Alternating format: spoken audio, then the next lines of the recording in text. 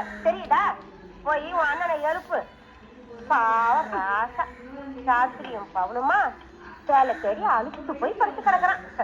அவனுக்கு பணியாரம்னா கொள்ள பிரியம். பணியாரமா? அப்படி சொன்னாதான் எந்திரிப்பேன்னு சொன்னேன். சீக்கிரமா குளிச்சிட்டு வா, சாமி கும்பிட நேரமாச்சு. வடக்கே எதுமா? இதுதான் வடக்க. வடக்கே இதுதானா? வடக்கே தலை வச்சு படுக்காதனாலதான் கெட்ட கெட்ட கனவா வருது. ஐயோ நான் இன்னும் கொஞ்ச நேரம் தூக்கிட்டு வரேன், என்னை விட்டுரு. அப்பா எத்தனை தடவை சொல்லிருக்காரு வடக்க தலை வச்சு படுக்காதேன்னு.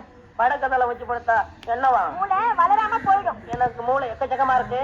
மண்டையை பத்தி எவ்வளவு இருக்குன்னு எந்திரிக்க போறியா இல்லையா? முடியாது. அப்பாவை கூப்பிடுவேன். அப்பா எப்பா?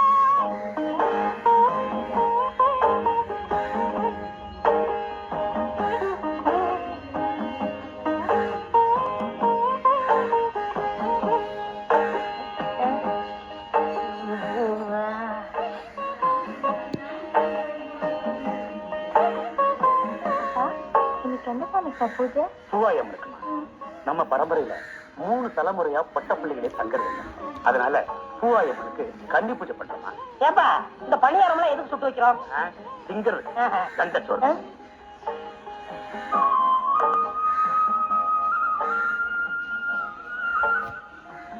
அப்பா எண்ணெய்க்கு பழம் கருகாமணி எடுத்து வைக்கிறாங்க.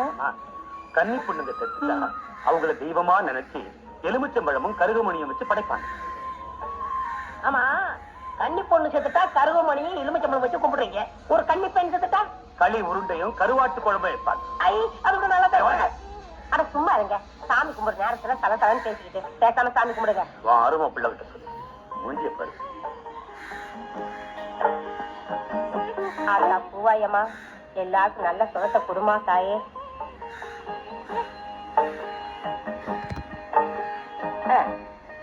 மாடாசனா இரு.